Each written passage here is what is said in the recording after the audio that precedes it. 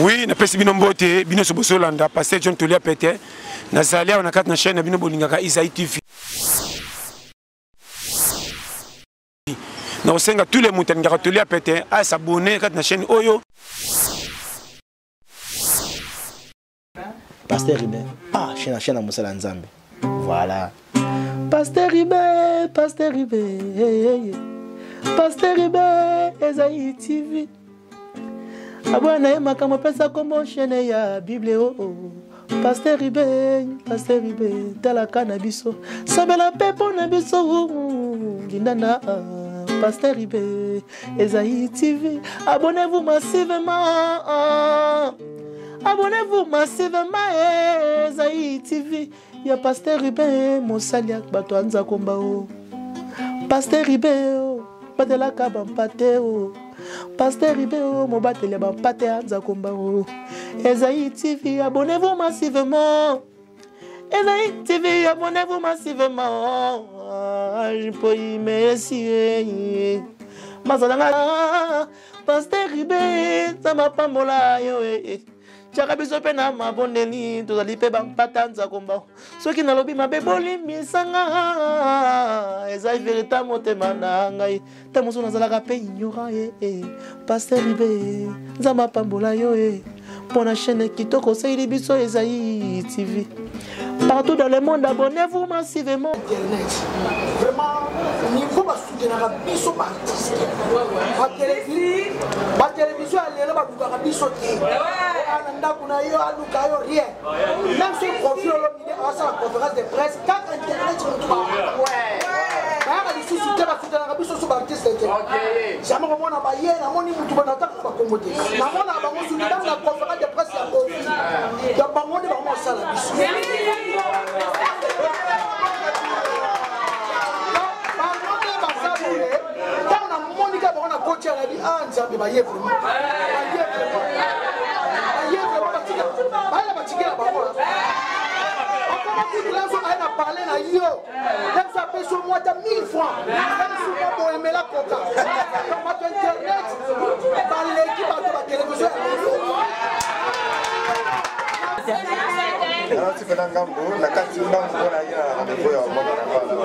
Merci à votre internet, merci à vous.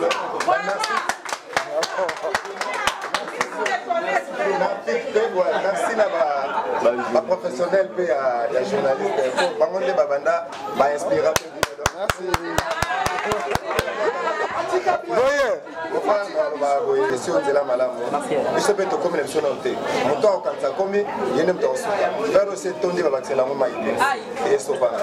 Yo salaga net aux cultiver. Surtout la mettre à tout. Au canistaté quand il y a postage. Succès c'est quoi? Succès c'est des mérites. Succès c'est qu'on réalise mon limoué. Donc je préfère autre des mérites. Aux alarato tanga katoyo kakayo c'est yango na po les tour de rôle. Donc à ton monique au accroché tenengo lingaki ne baisse pas tes bras. Kenda liboso sala susu sala kayo sala kaka nzamba ebi aza pour la solution. Mbote mingi na bino balandi ya magazine totonga po totonga na chaîne na bolinga kamingi Isaïe Télévision. On j'ai poé na compte à présentation magazine à mokolo na lelo bandeko balandi boko mituna tozali wapi tozali awa na Palm Beach te ko assister bongo na conférence de presse ya moko ya artiste musicien na kombo ya mwana mboka Pida Star oyo a organisé bongo conférence de presse na ye ya akobimisa album na ye mokolo na lelo a bengisi ba presse ba koyoka nini oyo ye akoloba pona matali bongo album oye akobimisa toze la conférence de presse banda bongo toyeba nini o mwana mboka Pida Star aye bongo na kobombela biso pona o etali bongo album na ye akobimisa o intitulé bongo mais titre nango mais toyeba pourquoi mais na katia conférence de presse na biso ya moko na lelo o ya mwana mboka Pida Star c'est pas forcément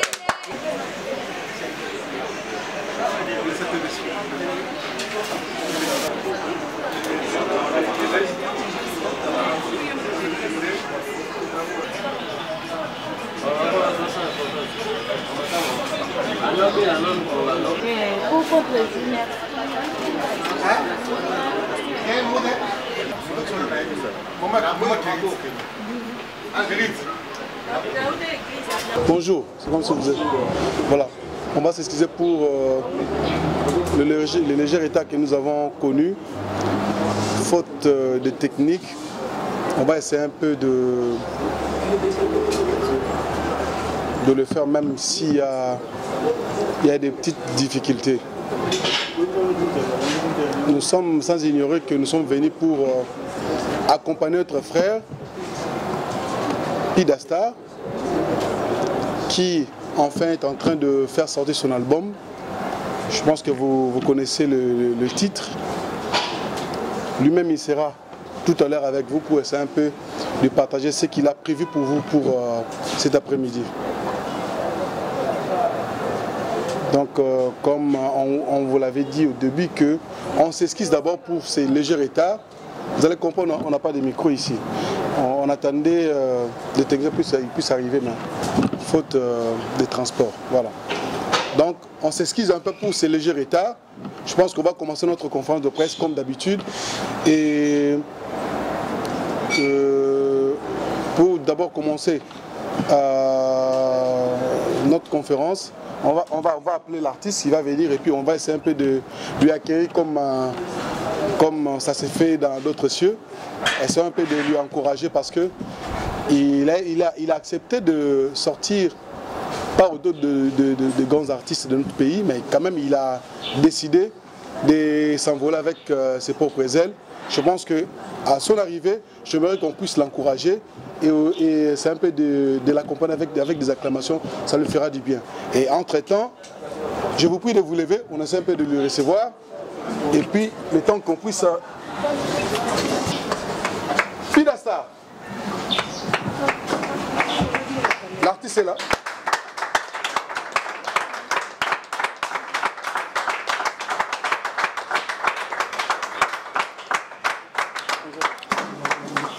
On peut s'asseoir.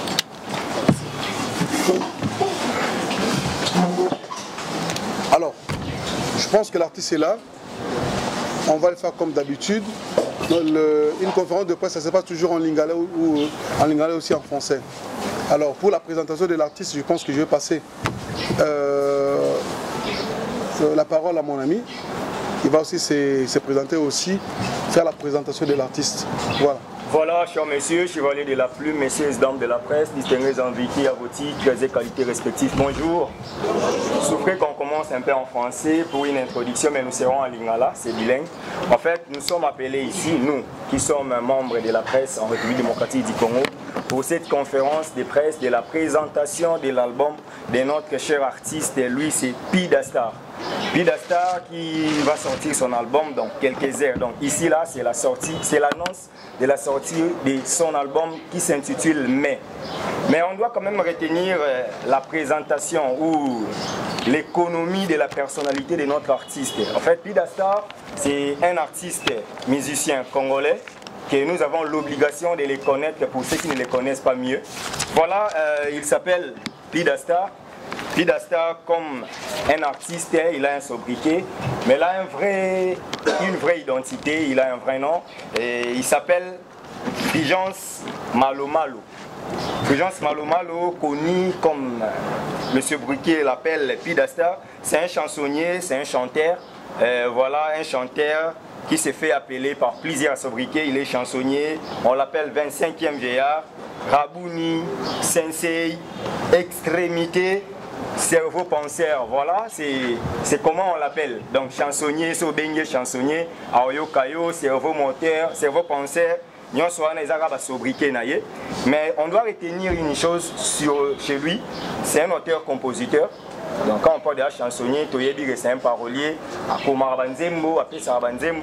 et il est arrangeur, il est danseur, il est chorégraphe inné. Quand on parle de chorégraphe inné, on comprend que c'est dans les sangs. Donc pour ceux qui connaissent la genèse ou l'enfance de Pidastar, Azalak déjà Mouto, quand il grandissait, il donnait du pas de danse, il donnait la chorégraphie. Il s'est habitué, il est un artiste depuis son enfance. C'est un peu ça, une brève présentation de l'artiste Pidastar. Mais pour passer, je sais que Gabana déjà tout zawana parce que tu as mémango, dans moi l'icolo pour Bissonion Soto Yokana. L'album qui nous réunit en ce jour s'intitule Mai. Mais comme adverbe de négation en français, quand on parle de mais, c'est qu'il y a une contradiction d'une phrase qui avait commencé avec une autre idée selon la logique.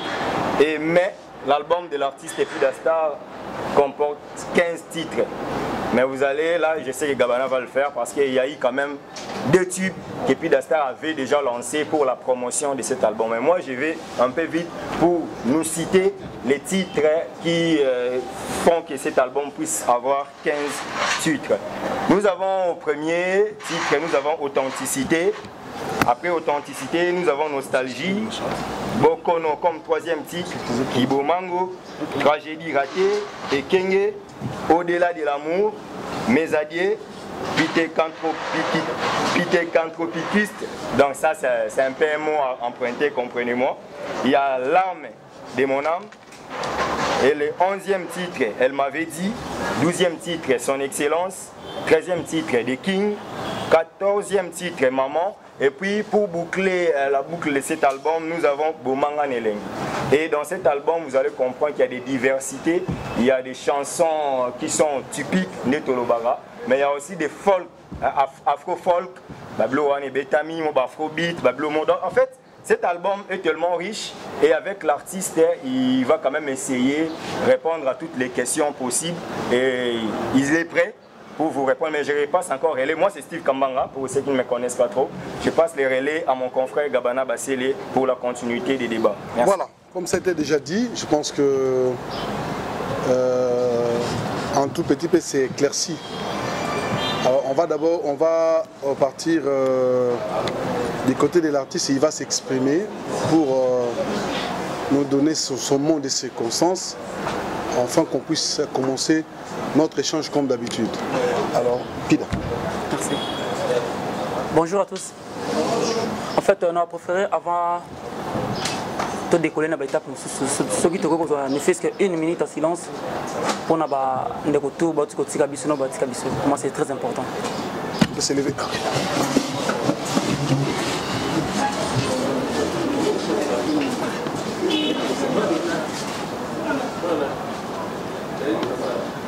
Merci.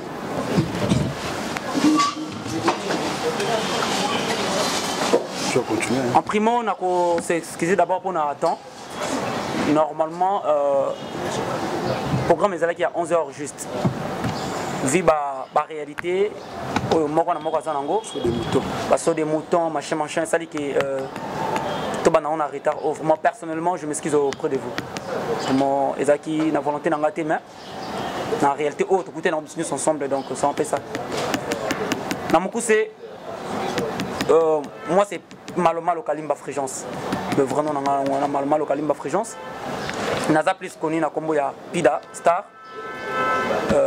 Nous avons présenté à chansonnier, Smallville Chambral, Cerveau Penseur, Rabouni, Sensei, Extrémité à Makanissi. Donc c'est un peu ça. En tant qu'artiste, on a décidé après avoir coupé ça, qu'on travaille dans la collaboration, en matière il y a Nzembo, donc on a décidé qu'il y a la carrière. Alors je pense qu'il y a cela une année et demie, nous allons avoir une conférence de presse dans Gaïkaka pour lancer des types auto-lancés qui tragédie ratée et puis l'autre là. Mais les lots, ils appellent pour lancer officieusement ou officiellement intégralité à l'album. Dans cet album, tout ça, l'effort, il y a ça, il faut ça en 2085, mais nous avons grâce au précédent mois, on a 2020. Je pense que l'album, on a besoin de décider. On a travaillé comme des fous, on a perçu le maire de moi-même. Je pense qu'il est temps que tu je pense que Bopé a raison. Merci. Voilà, merci. L'artiste vient de parler. Comme Boébi, Bolingo Zalaka, tout le temps où vous reliés ensemble, tout le temps où vous ensemble, mais il y a quand même ceux qui m'ont na show, tout pas na préoccupation, tout pas na likambo et sengi soutien. Ce babengi yo foyak. Après vous êtes tellement ici nombreux parce que vous voyez qu'on aurait invitation où l'artiste vous a donné. Ça c'est une bonne chose. Ça mérite les acclamations dans les lots. Entre les bisous, et de deux, il y a d'autres artistes qui ont pensé de venir encourager l'artiste, notre artiste qui est en vedette aujourd'hui. Nous avons la présence, il y a un chef. Quand nous avons commencé ce combat de la team, il était là. C'est l'un des artistes phares, Héritier Watanabe. C'est aussi parmi les étoiles brillantes de Banaïna, Diego Milito qui est venu encourager son frère. Il mérite aussi des acclamations. Et nous avons aussi...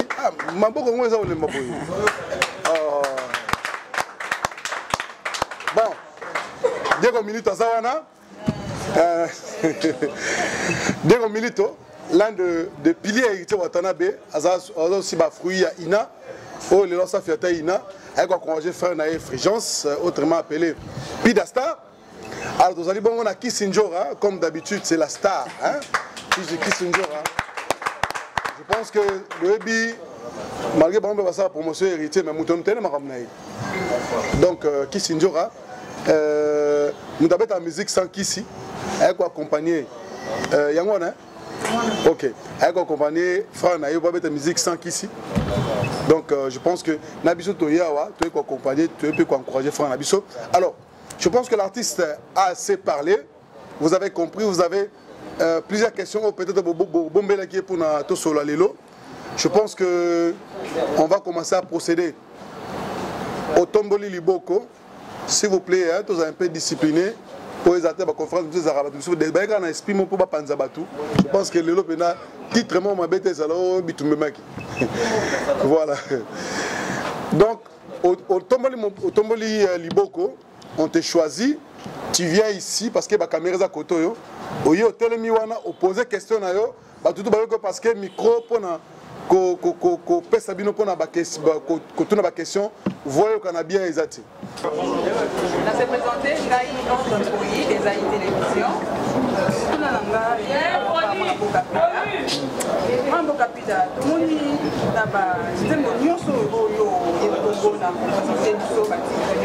pourquoi ne pas quand tu penses à la chanson patriotique, merci.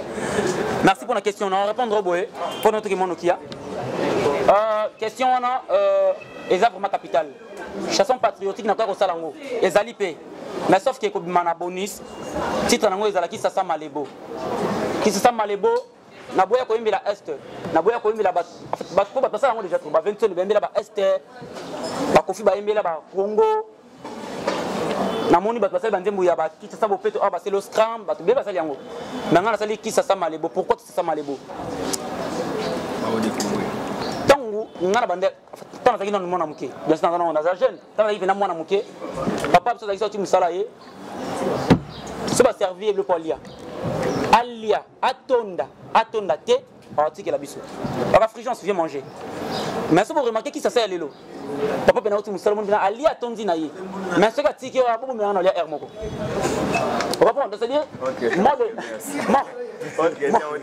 mode de changer ça dit le qu'on a et ça qui est révoltant fikin to kola ba mwambe zalaki to za chose sangana mwambe nga na ba 91 mwambe zalaki mais le ba mwambe te kama ba mbunda qui va fikin et to boki ba zo bon ça te dans mon bébé de vie ça dit maramunga na indi ngwana donc qui ça bobo c'est la calamité na bonus voilà question merci voilà Pida.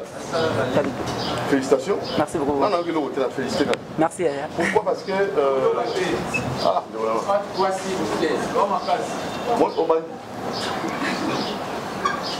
Bonjour à tous. Bonjour. Doudou Monti, c'est cette TV. Non, non, qui est le côté, non, qui est le côté.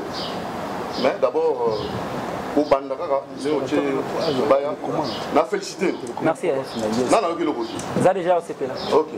Alors, on a invité les chansonniers. Dans le Tchaka Libaya, ils ont un problème. Pour ça, on a un fan de la ratification de la mort à Kokoso. On a invité, il y a une stratégie en place. Au pire, tant aux fans, c'est là où on venait fan de la bande qui m'a dit. Pire, on a Kangiki. On a jeté. La stratégie nous pour mettre en place. Ça, c'est la première question. Deuxième question, mais aux artistes, bien que vous ayez un titre de l'année, mon conseil anthroponyme. Piteka Tropicoust. Piteka, merci. Jusqu'à présent, Nandi Marate qui bateau bakuma dictionnaire balinga na maele. C'est que basela ka tâche na bango na osala tâche na ngai. Ndina bakana verbe mingi et bembo c'est pour l'année balé et envia kamali ya morte. Ngaze bembo na pour l'année balé. Donc Piteka Tropicoust, ils a français té, ils a anglais té, ils a lanté. Ils a mot inventé par ngai moko. Piteka Tropicoust, ça s'appelle nango boza linobertisé. Ce qui s'appelle na mona c'est que boza linobertisé par le linobertisateur. L'inobertisation peut être français. Et ce n'est français, mais ça fait français. Ouais, dans l'inobertisation peut être français. Et ça peut être un mot inventé par moi. Définition en gros, il y a un appel ça. Piteka Tropicoust, et ça sentiment à bolingo, oh, il expliquer yangoti. Tant qu'inventaire, il y a mot, on a droit à une définition en gros. Donc Piteka Tropicoust, et l'ingi koloba, sentiment à bolingo, oh, il azo kokako expliquer. C'est ça. Et ça, chanson dédiée à Madame Rosette Tchéou Simpala. Nakati Nzembo wana to immortaliser Kofi Olomide. Parce que parmi les artistes, quand même, s'il faut dire la vérité, ça n'a pas point d'ending ça n'a pas temps parce que nous avons travaillé avec Kofi Olomide. Comme preuve, nous avons parmi le premier chanteur où il a vu chance à la featuring Nasser Nabiso Cindy au peut-être qu'on fait une ça va chance de bain banaï. Donc c'est un peu ça. Deuxième question pour deuxième question pour la promotion pour la Banzembo. En fait stratégie na salika stratégie oyo na mona ka bandeko belé basala ka menga na sala autrement. Na ebi na kati ya musique eloko ezaka passe plus za promotion. Ezaka studio té, ezaka clip té. Vraiment, on a préféré souhaiter bienvenue à Ibraton, puis on a parce que na moni na sepeli, na taboche le parc. Vraiment pour nous soutenir na bino vraiment ça me va droit au cœur. Promotion en tout cas na la stratégie na plus c'est en matière de promotion.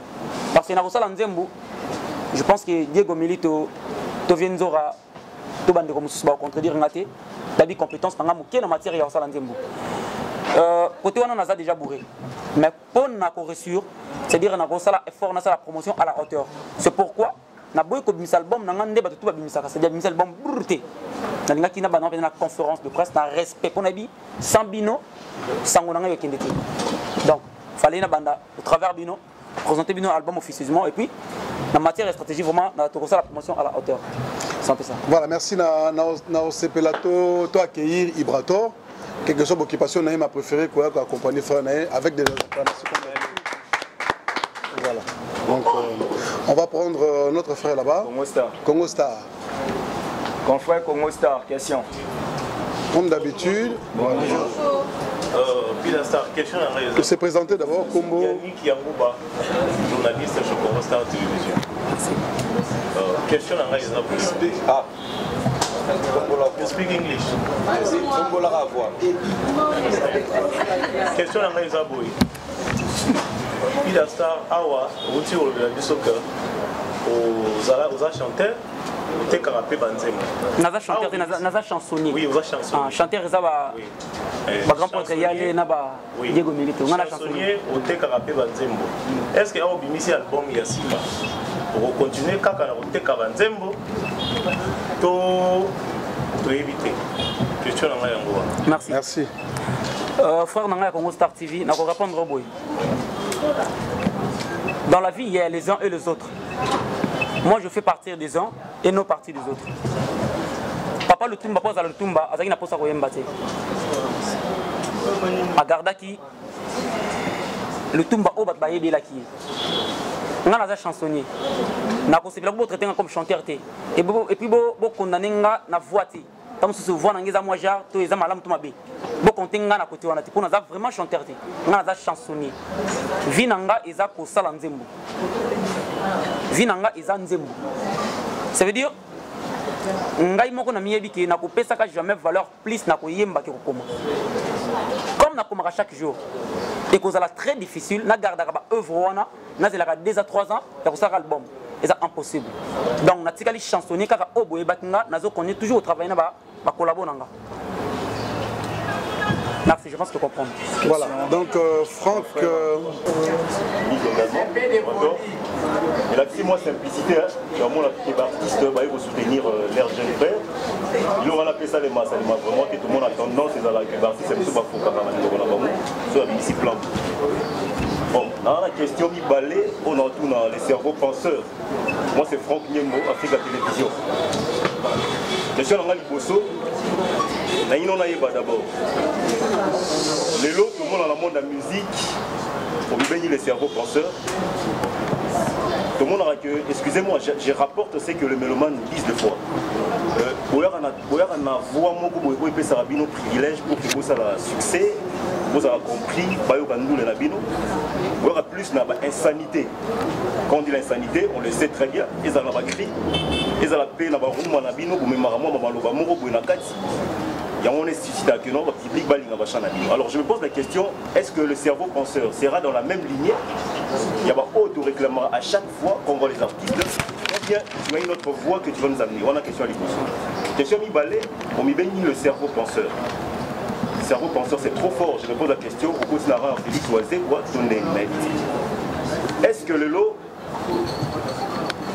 mais comme titre de l'album, quand tu dis mais, on sous-entend que il y a une réclamation que tu te poses, ou encore il y a des plaidoyers aux alliés qu'on va comprendre nos mots, pas sa réponse. Vous allez qu'on réclamait ni exactement sur le fond ou le forme même de la culture musicale, ou encore auprès de ces artistes net, ça l'est déjà un pas. Qu'est-ce que tu réclames exactement quand tu dis mais? Dis-nous exactement pour comprendre que la mais vous allez qu'on réclamer ni. Vraiment, ils ont très capital, très important aussi. N'a pas cerveau penseur parce qu'il y a eu Onganaza. Insanité et il y a monté des salles comme ça dans le succès. Comme preuve, Nalanda une fois, Nalanda batté Kwazawa. Parce qu'il a tiré par exemple Belé, et Malam ou pas, Bandeko surtout, Bazana Combo, Bandel Bosonanga. Natala une fois y aller, il porte un piano, il a lobby. Azo comme leader, Moussou, c'est qu'il a un succès, il y a un générique et Simbi à ses pays. Or, on a un générique animateur, qui a été leader de Taboraki. Vous comprenez pas? Déjà, insanité ming surtout. Ils ont vraiment facilité à les générique qui n'a pas rumba. Déjà, l'album Nanga, n'a pas le générique. Déjà, nous avons 22%, il y a chance, il y a insanité qui est longue. Et puis, l'album Nanga du début à la fin, même dans le sens autre verbe. Qui bêtise mortelle dans le sens normal et cause de la bêtise. Dans le pena effort, il y a ça la bande lokola ba maya nengezala babia, c'est-à-dire nzemo boza bien et ça peut succès mais en insanité. On n'est pas obligé à ça la pour nzemo ça succès, on n'est pas obligé à une insanité. Naza vraiment na ba exemple belé à prouver bino, banzemo et belé ça la ba succès ça ça. Et ça on insanité donc ça veut dire tout ça, on a des nzela koleka, na mabene malamu, il dépend de la moto. En tout cas, on a poni nzela ya koimba sans sanité. Mais c'est comme si je réclame quelque chose. Je te réclame quoi? Titre album Nanga Examen. Effectivement, vous avez raison. N'a qu'à répondre au bruit. Titre album, on a tiré qu'on a la Bible. Je me suis enfant qui na Bible dans Tanga. Na tombé dans Genèse 1:1. Na monde ba commis au commencement Dieu créa le terre et la ciel, le ciel et la terre plutôt. Excusez. La terre était vide et l'esprit de Dieu se mouvant sous les eaux. Dans le début, mon climat est déjà là. Est-ce que pensez que au commencement, Dieu créa le ciel et la terre était informe, vide. L'esprit de Dieu se mouvant sous les eaux. Donc c'est que moi, vraiment.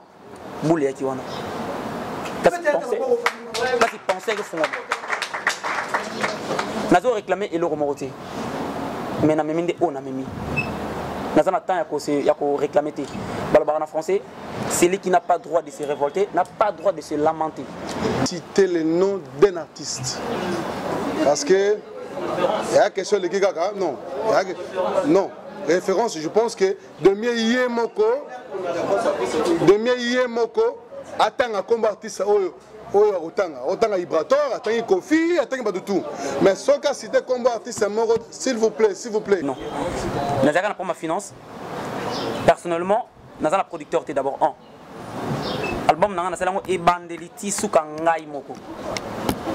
Je pense que Bastar, Bakulutu Bazawa, babi passe wana ndenge zalaka faut foutre studio faut ça la clip ya qualité ba niveau ba clip na sali wana sans sponsor sans producteur aux années esika moto ki ndaka buka tam sur 200 francs non nazaka obligé osala nzembo na teki nzembo tant na teka nzembo wana mbongo wana il faut na foutre studio le susu pour na sala ba nzembo mususu ya oteka mbongo wana faut na foutre lango palais mbongo wana faut na somela lango jean mbongo wana faut donc et ça dit 4 ans au moins aux plus important et ça directé aux plus important ils ont réalisé projet oyo et je dirais wana nyos merci voilà on va continuer parce que nzembo moko nzembo wana ils a tiré na yiba kango na album ya Yale Ibrantor Piana Azawa nabi que ça les mon passe mais la vérité c'est nzembo neza au-delà de l'amour na sala ki erreur au lobby effectivement les bosso tant on a banaki enregistrement album nanga na sala banzembo ko leka banzembo na sala batu c'est na comme nzembo moko ba na danger mais après na ko se rendre compte que ndenge nga na raisonnaka ils ndenge ba meloman ba raisonnaka te il faut simplifier les choses nazaki censé ko zonga studio na rectifier banzembo ebele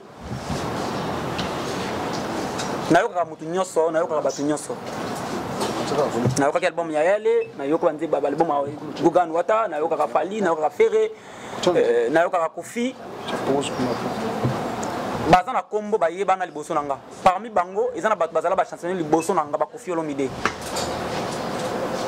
nazaki obligé à kozonga vraiment na écriture oyo mutu to kozana facilité à comprendre texte et mélodie déjà côté wana na rassuré yo côté deuxième question zalaki première question zalaki on a préoccupation il y a plus de producteurs ba producteur bazate surtout nous sali pour na structure on a sali ezaka ka kobenga d'abord bino rôle au déjà bozali au rôle au de sali au la conférence de presse moi je pense que ça rôle ya munene pour nanga parce que parmi bino moko au boza awa boza na ba fanatique na bino au batala ka bino ce qui beaucoup aider biso vraiment ba image au boza la conférence de presse au d'abord ce qui vous la diffuser il y a certaines personnes ba la conférence à tenir des questions aussi peu image mais au cas pour mon la télé mon peu na l'unité parfois ça fait très mal or on a dans début de carrière tant on a eu courage Jacobin Sabino Jacobin sa taboche le père chef na biso aya et ça pour un sentiment à communauté ils ont vraiment la raison moko très capitale na bi importance na bino vraiment bino ndo contre faut aider nga pour nga ça tâche nanga na bandi yango lelo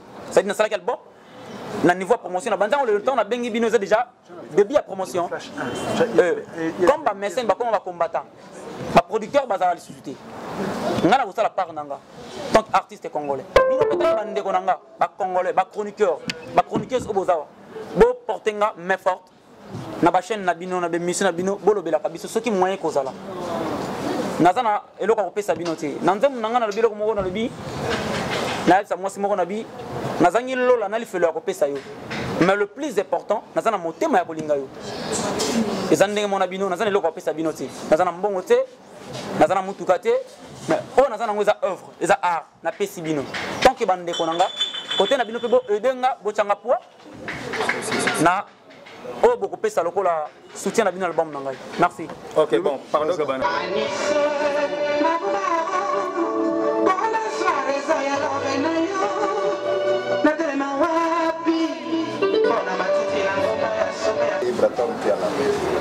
Lui sans frère, on a dû bosser pendant longtemps. On la vacate, la police, c'est important de tout le bangoua.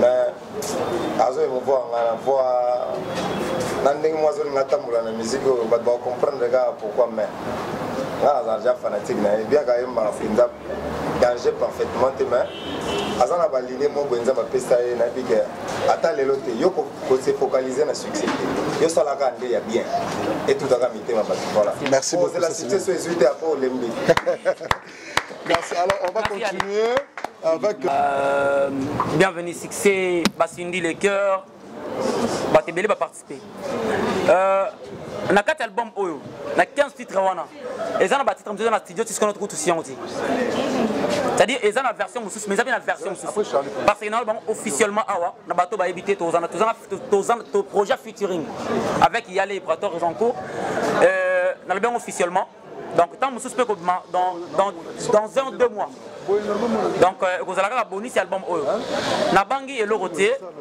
na bangi elo côté nga nazali ebembo esi polana ebale na bango na débit nazali ebembo esi polana ebale na envia kamali ya morte c'est-à-dire na ngaki na pesa oyo ezali kat nanga et puis c'est ça na bangi elo côté nga naza artiste naza musicien te naza artiste et musicien. On va continuer. Œuvre ba créa kayango œuvre ba sala kayango Pida Star le chansonnier Oyo Azalai qui travaillait Nabat. Aza même Pida Star Oyo a cet album. Aza le même Pida Star Oyo a continué au travail avec Nabat Oyo a travaillé avec Nabat. Mutation aux Olobawana n'a évité la format nini. Mais la format on a comprendre. N'a pas le même personne, n'a changé l'angati. Et ça a décidé qu'il y a cet album nanga, dans cet album. Ça n'a rien à voir avec ou changer, non. Deuxième question, on parle là sur le problème aux la musique. Problème aux la musique. Comme solution. Nabi que nambo kana biselo goza et loko comme le sumu c'est la vérité. Plus grand de fond dans yango wana. La lingara ming vérité. Et puis na contient le bara vérité. Nambo kana biso so mutali kina balabala ah azoli alipa bat ba oseka ata azoli alipa nangu bana balabala mais le même personne so so mais la banque azoleka bat ba kipeti normal ça me s'appelle mon ami ngai na memika ka vérité vérité nanga eza na écriture nanga eza apport ngana memi orchestré na ko sala orchestré mais faut qu'on stable lokola vibratoire. C'est pas facile. Tu vas évoluer. Na travailler na yé na assista na ba répétition na bande c'est pas facile. Oh to za siège na ngai. Parle na bit. Ça siège na ngai répétition. Oh yo eza place na répéter siège na ngai. Mais bato ba ya ka assister nga ba ko bisa noki parfois na travailler na bata simaraka. 7 8 na simaraka zo beta na zana na panza na me ko funga maraka. Un album nanga ezana ba chanteur ou ba intervenir ba chanteur wana baza ba ndeko ba accompagner dans le besoin mais un chanteur mon côté akoya telemi awa a embelio nzembo bandel tsukazate ba bien ngoti ba bika ba et puis na ba voko ba sala za ba voko na ba voko ngai moko na pesa parce na boya ki mutela nga voko mo weza moi ja ba voko mo weza moi ja donc nga ko maki nzembo na ba voko na ba kyo nabi awe singa voix ya noko na bengi ya pardon edenga il faut replaquer les gens, il faut que ça couleur. Ça travaille avec bon. Donc, ceux qui n'ont pas l'orchestre, n'ont pas ça. Mais en l'instant, on travaille dans un groupe d'accompagnement. D'abord, j'ai un déni, on a tenté. Il a pété. Au bien, ils ont bon. Donc, l'orchestre, n'a pas ça comme album de Jésus Bima. Comme c'est une production, il y a un passé. Congolais, dans la culture, il y a un groupe d'accompagnement vraiment. Batbana culture wana te et puis ngana lobaka batba on a mutu na bango lelo na bango officiellement liboso ba caméra musicien mutu azalaka te musicien mutu azalaka te que musicien ngate musicien mutu azalaka te un artiste indépendant collaborateur musicien mutu azalaka te donc ko sala orchestre na ezako pe orchestre te groupe kaka to ko benga yandika yara lobaka ke président d'orchestre de la raté pour me donner un monopole, les chefs d'orchestre, les chefs de la en nos coordonnées, c'est ça. Pour ceux qui ont orchestre, président, en tout cas, on a côté et vraiment. Et puis, la carrière, on a ceux qui ont et belé lobby. D'autres on a monté na bino, ceux qui ont sali 1000 ou 100 chansons, tant que nous avons embadé. Album aux albums nanga li boso pétant mususia na lo ba sukati mes albums nanga peut-être on a mis bandi me belinga moko le reste en tout cas vraiment na ozonga na mboka nanga ya koma na maintenant bona rumba national le nanga ba ko na siamo na chevangote c'est-à-dire ceux qui album nanga na 10 titres ba messene ba otala conférence de presse oyo ba edinga o azana posana yemba ye lobby to sololi mais na nzembu tamsu ona ngana yemba ye tamsu na soliste yale ayembelanga ngana komi na selka mélodie yale ayembi nzembo oyesinga milité parce que banzembo ebele rataka bongo banzembo ebele na vie na carrière musicale mo bena nzembo za na timbre noté mais tellement que yondeka nani faut yemba ça que nzembo ko loupé ko za timbre noté za na identité na yote pona rumba pona musique na album na ngana salika rumba te ngana sali musique ntan nazo yande kuma tuninga bisinga Pida Star osali musique internationale te nasi musique malboso na kana oh musique internationale na comme fort donc il y a la musique internationale comme la musique bref na ba ngote Ah, ça va dire moi français. C'est pas français. C'est pas il prenait R&B ça. Ça peut ça dans la musique, dans la musique. Dans la Bastille Bélé, en fait, cher ami, je suis content d'être là.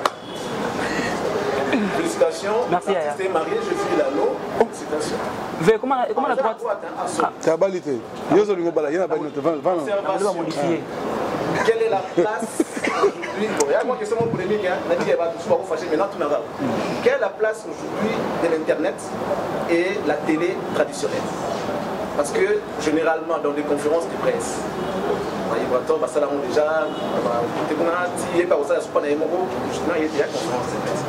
généralement tout le monde a fait. Les abattus, ceux qui une conférence de presse. C'est-à-dire les. Comment on les appelle? Les professionnels de métier qui savent comment traiter la musique et l'information. Les professionnels, je dis bien professionnels, qu'on appelle chroniqueurs de musique. Tu as besoin de ces gens-là. On a depuis le lancement à carrière à début. Internet, place dans les années, la télé traditionnelle, selon yo, place dans les awapi, parce que là-bas, ne souffle pas la réponse, s'il vous plaît. Place dans les années. Parce qu'apparemment, je dis bien, je respecte mes amis qui sont là. Moi, on peut cette information brute. Moi, dans les amours, on peut ça, on est dans la conférence de presse. Le traitement d'informations, comme quoi vanter et donner la valeur de l'œuvre, ça ne se fait que chez les professionnels. Dans mon livre, monter à part mon petit pied de mon ami, dans la modération, moi, je ne me cite pas, je ne sais pas ce qui va combien. Il y a Franck qui est là. Ouais, il y a Steve lui-même qui est là. Majorité des années Internet. Dans la conférence de presse, on a d'abord les professionnels, après nos amis. On n'explique pas les amis. La question, il y a télé, Internet, place dans les awapi. Grand frère, on a un respect, ma casse, il y a média. On a un musicien, on a un artiste et musicien. Département, il y a Internet, il y a TV. On a une difficulté, ma casse, il y a une profondeur et explication. D'abord, de deux. Internet, les lots, un album, et comme la plateforme à téléchargement. Et côté comme Internet, en ligne. Et côté comme CBT. Et côté comme CBT. Alors, ceux qui ont privilégié qui m'enguent journaliste et à télé, je pense qu'il y a bien ici les Doudou, il y a bien ici grand frère Charlie Asifa, il y a Congo Star TV, Africa TV, Basé Belé, je pense que c'est Badi. Mais comme album est côté comme on a vente en ligne, on a téléchargement, c'est pourquoi on a privilégié plus Bandé, on a privilégié Bangoté. Mais on a bien album, ils ont œuvre on a sali. Ils ont œuvre nanga ya liboso. Moto mokote à cause de la fier ko likanga imo bon. Beaucoup de gens pensent ma question. Na yebi o na sali na kati. Pour contredire nga na ko sepela mingi comme album ezobima. Yoka yango, zotan ya ko somba yango tinda batu ba somba yango ba télécharger. Ba yoka. Soki o bango ba ko yoka et ko za contraire na o nga na zo loba sikoyo. Bas tenir nga te lobi. La mélodie na parole sur place. Na comment sur place. Na sala kan tembo. Yale banda ko yima makambu na yi azoyima makambu na biso ngana yoki na angle mususu na yoki na zoki na angle oyo il fallait ça makambu bo sala ngote alors na yembi ka makambu oyo il fallait yima na yimba kité na tu comprendre nga ah exact na ka afite exact na yembi ka penser na yimo oyo il fallait yimba ka ngote menga na tirer wana mbamo na kina wesi na sala ngo voice na yimba na sala ngo nzem oyo isalama na kati ya Veronica mélodie nango. Et ça m'a un blues, je pense. Et ça, ça, il y a quelle belle émission.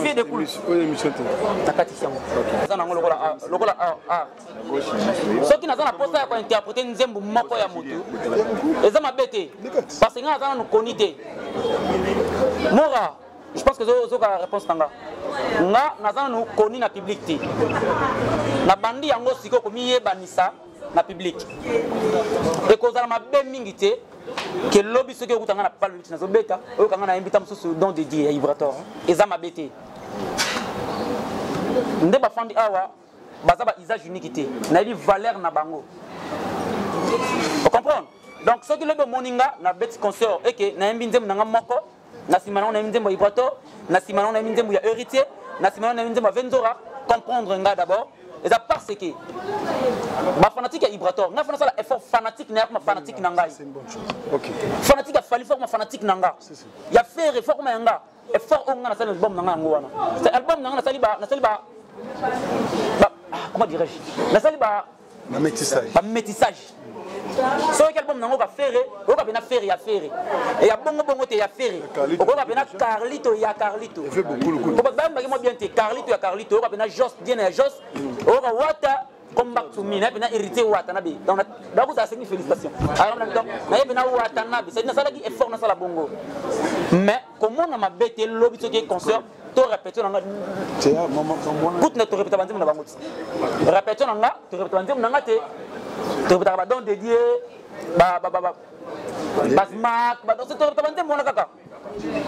donc je pense que vous avez content la réponse Tanga. Merci. Alors, ça m'a vu. Au-delà de l'amour, on a immortalisé Papa Wemba, Carlito, Lutumba. Come back to me, on a immortalisé Héritier Watanabe. Au-delà de l'amour, on a immortalisé Ibrato parce qu'il dit on est pas Ibrato. Et puis, il y a un c'est-à-dire, ils ont pas aucun album. Il faut besoin de temps. C'est ça. Il faut besoin de temps pour l'album. C'est immortalisé Fali Poupa, Ferregola, Fabregas, tout. Donc, ça veut dire album, mais ça va immortalisation. Non. Pour immortaliser Moutouza, ils ont koyé Manze Mounekati. Mais penser na yo, c'est ça immortaliser une personne. C'est pas que couple moko yala yemba to milito yemba venjo yemba ndo bikemo. Non, c'est pas seulement ça. C'est pas fanatique de chaque ngasa œuvre d'esprit. Na euta nakati. Donc il faut na penser sur Ibrato pour ngaza dana immortaliser. Voilà, merci. Pour ça na moni Carlito, malamo na mona Ferré, na mona Jos Diena. Bango de baluka Carlito. Diego Milito à présent. Nalo bango tepo bazao. Baza ba oyo. Nayo ka ndenge mususu. Ibrator, c'est pas que bango nde baleki batista ko maintenant. Ibrator. Omba. Chanteur moko ndoza pas ko fiolomide. Omba. Omba. Nasser na biso mo bien akita c'est na cruise. Basala nga moi bien. C'est dit baza par bateau. Na yoka bango na litoyi mususu. Na lobi te ke bango nde baleki bat non. Mais na yoka ka bango na litoyi mususu. Donc c'est ça. Par rapport à cet album parce que Mokago sur la bango biso to bana lingala et ça peut bien pour l'artiste pour que a évolué très bien. On va commencer par le chef, moi je l'appelle le chef Diego Milito. Il va dire un mot parce qu'à l'artiste a parlé. Je lui ai bloqué parce qu'il allait. Alors, Diego Milito. Bonjour. Diego Milito, artiste musicien, chef d'orchestre adjoint de la team mais voilà le moment sur les athées. Ce que je peux ajouter ce que je peux ajouter,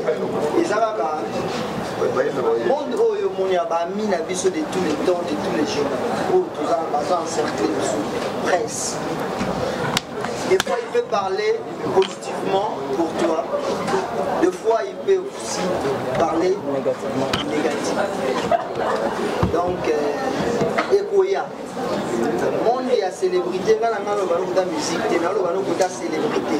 Au album Moussali, on a confiance sur la musique, on a Pessi, on a Yebi, on a 2011. Ça fait 9 ans. Ça fait 9 ans. Ça fait 9 ans. On a dit qualité, on a dit force et esprit, on a dit comment tu es positif jusqu'au jour. Donc, monde et la célébrité, au Kota, pour l'album, il y a au Kota, la banda, il y a Bateau et partout. Et le monde et la célébrité au Koti, la négation peut goya. Et la négativité en goya est découragée. C'est que moi je fais, c'est ça. Quand on parle de toi positivement, demain on peut aussi parler de toi négativement et décourager un jour ce qui est lié, percer. Donc, il y a des déjà, tu es déjà un homme positif, donc continuez. Vraiment fanatique ya pida. On a besoin de ça, on a soutenir l'artiste musicien. Voyez, on a soutenir la donc vraiment, Tinaï a pour soutenir. Pour la battre sur internet. Vraiment, niveau de soutenir la biso artiste. La télévision, elle est là pour la biso. Ananda kunayo, alukayo rien. Même si on confie à la conférence de presse, quand internet on trouve. Si tu as fait la rabis sur l'artiste, jamais on a baillé, on a mis tout le monde à commoder. La on a bango sur la conférence de presse à Bofi. Donc, on est vraiment ça la biche.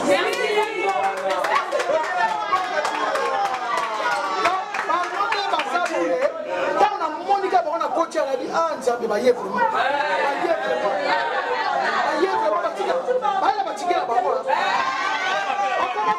Elle a parlé à yo. Elle s'appelle sur moi 1000 fois. Elle est sur moi pour aimer la coca. Dans ma internet, dans l'équipe de la télévision.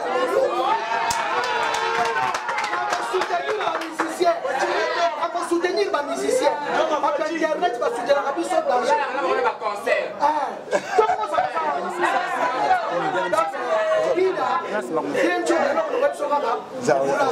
j'avais que tout mes amis mais il faut les mailler les naïos aux artistes complets bravo chance merci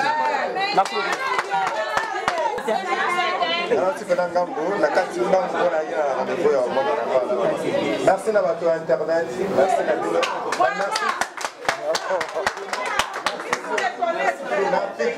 merci ma professionnelle et la journaliste. Bangonde Babanda m'a inspiré. Merci.